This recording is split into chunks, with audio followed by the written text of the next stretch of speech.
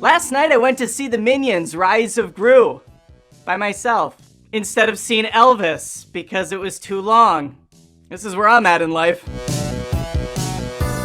If you don't know, Minions The Rise of Gru is a sequel to Minions, which was a prequel to the Despicable Me trilogy. I know this because I'm a sad grown adult man. But I'm also a grown adult man that likes to have fun.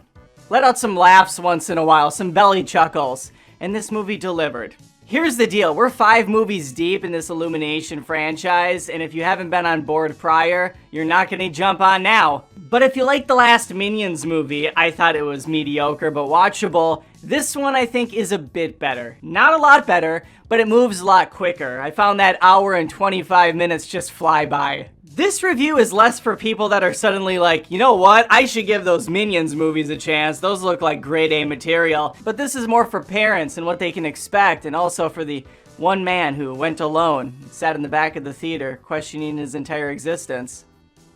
What it's all about.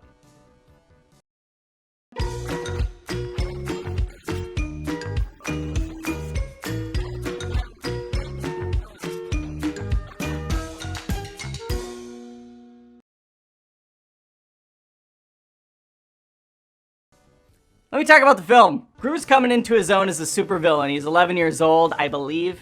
He's still voiced by Steve Carell, which is impressive. They must have done some voice modulation to get him to sound younger. Either that or Carell's just incredibly gifted at sounding like an 11-year-old boy, which, I mean, he is a talented actor. I wouldn't put it past him. Gru is also a major fanboy when it comes to this supervillain squad called the Vicious Six. They have a new opening. They're looking for a guy to replace their old leader. So the first half of the movie is about little Gru trying to impress these guys. Did I call him Groot earlier in this review?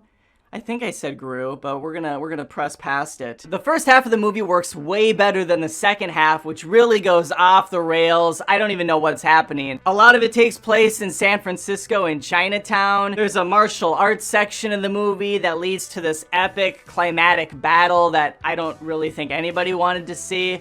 And the last 20 minutes is nothing but colorful noise. The kids will be invested, I will say that much. If you have like a little 7 or 8-year-old, they're not gonna get bored. There's stuff happening constantly. It is, after all, an Illumination movie, so it's like ADD on steroids.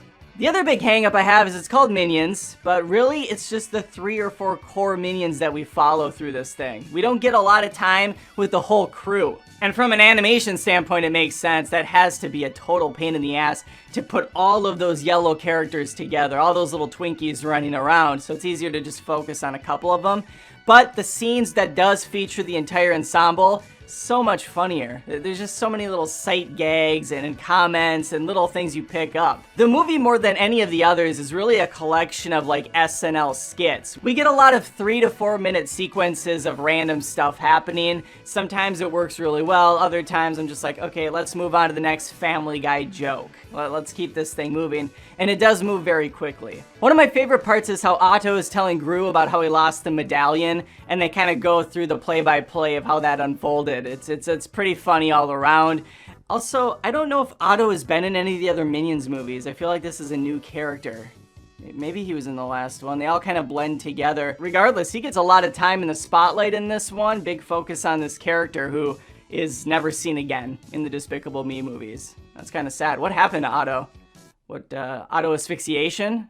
How did this character go? Once again, it's done by Illumination Studios. They have exactly one type of animation that they can do. It works, it looks nice, we move on. And the movie takes place in the 70s, so we get the fashion, we get the music, which there's a lot of good jams playing in the background, and we even have characters ripped straight out of the era, including one of the most vocal members of the supervillain group. I don't know her name, but I call her Foxy Cleopatra because she's essentially the character from Austin Powers 3, Beyonce. I mean, what else can I say? It's a Minions movie. They're harmless. There's no real social commentary that's gonna make Karens clutch their pearls. Tons of childish humor to make your kids stay in a seat and not run up and down like an asshole.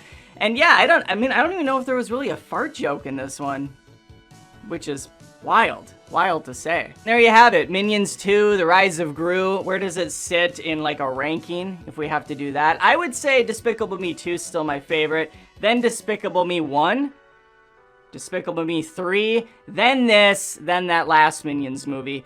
This is like very comparable to the last Despicable Me, but I think it moves faster than that. And also, it's short as heck, which I appreciate. If you saw the new Minions already, let me know in the comments what you thought. Are you just totally against these? Are you better than them? That's fine. That's understandable. I'm not.